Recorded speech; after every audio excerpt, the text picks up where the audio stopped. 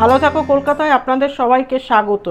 আজকে আমি দই পটল রান্না করে আপনাদের দেখাবো এবং কিভাবে করছি এবং কি কি ইনগ্রেডিয়েন্টস লাগছে এগুলো আপনাদের দেখিয়ে দিচ্ছি। এই যে দই পটল করতে লাগবে পটলগুলোকে আমি এরকমভাবে কেটে ধুয়ে নুন হলুদ মাখিয়ে নিয়েছি। তারপর এর সঙ্গে কিছু আলুও নিয়ে নিয়েছি, চন্দ্রমুখী আলুও নিয়ে নিয়েছি। এবার নিয়ে নিচ্ছি ফোড়ন দেওয়ার জন্য। প্রথমে সরষের তেল লাগবে, তারপরে লাগবে ফোড়ন দিতে আপনার একটা তেজপাতা, একটু জিরে, একটু গরম মশলা, তারপরে লাগছে একটু নুন, একটু চিনি, হলুদ গুঁড়ো, তারপরে জিরে ধনে লঙ্কার গুঁড়ো, একটু দই, আর ফোড়নের জন্য একটুখানি ঘি, একটুখানি নারকেল কোড়া, আর একটুখানি গরম মশলার গুঁড়ো। আর এখানে লাগছে হচ্ছে একটু পেঁয়াজ বাটা, একটু আদা বাটা, একটু রসুন বাটা, আর এটা হচ্ছে একটু কাঁচা লঙ্কা কাটা, আর এটা হচ্ছে পেঁয়াজের কুচি খানিক। এবার রান্নাটা শুরু করি, দেখতে থাকুন। এবারে গ্যাসটা ধরিয়ে দিলাম।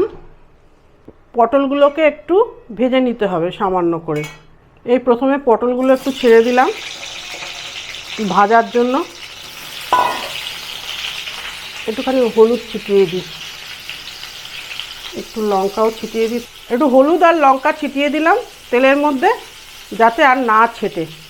এবারে আলুগুলোও একটু দিয়ে দেবো, আলুগুলোও একটু ভেজে তুলে নেবো। এগুলো চন্দ্রমুখী আলু, বেশি ভাজতেও হবে না, হালকা করে ভেজে নিয়ে তুলে নেবো।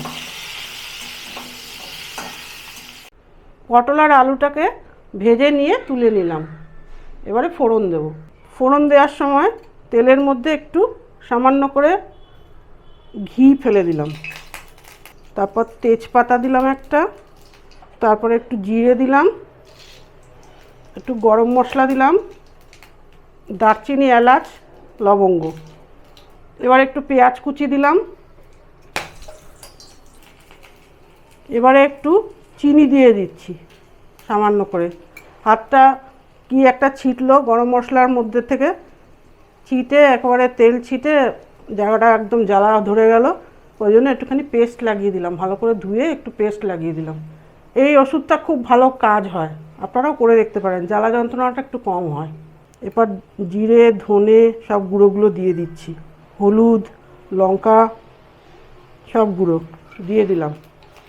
এর মধ্যে আদা পেস্ট, রসুন পেস্ট, পেঁয়াজ পেস্ট সব দিয়ে দিলাম। দিয়ে এই নারকেলের কোড়াটাও দিয়ে দিলাম। দিয়ে এবার নাড়বো, ভালো করে নাড়বো। সামান্য একটু জল দিয়ে নেব।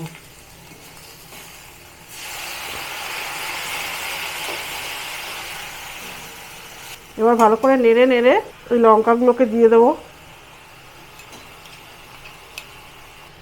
এতটা পরিমাণ লবণ দিয়ে দিলাম। নেড়ে নেড়ে জল ঢেলে দেবো। এর মধ্যে একটু গরম মশলা ছিল, পরে আর একটু দিয়ে দেবো। আর একটু সরষের তেল লাগবে, আর একটুখানি দিয়ে দিচ্ছি, এক কলা মতো তেল দিয়ে দিচ্ছি। ভালো করে নেড়ে নেবো, আর গন্ধ হবে না।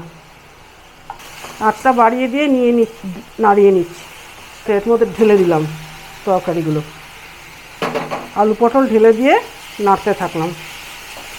এবার ভালো করে ভাজা ভাজা হয়ে গেছে, তলায় লেগে লেগে যাচ্ছে। এই মতো অবস্থায় জল ঢেলে দিলাম, এই মশলার জলগুলোই ঢেলে দিলাম। আর একটু জল লাগবে, দিয়ে ঢাকা দিয়ে দেবো। আর একটু জল দিয়ে একটু ঢাকা দিয়ে দেবো। একটু ঢাকা দিয়ে দিই, দেখতে থাকুন। এবার মনে হচ্ছে সেদ্ধ হয়ে গেছে, জল শুকিয়ে গেছে। এবার ঢাকনা খুলে দিলাম। এবারে এই যে এখানে গুলিয়ে রেখেছিলাম দইটা, এই দইটাকে ঢেলে দেবো। দইটা দিয়ে একটু ফুটলে নামিয়ে দেবো।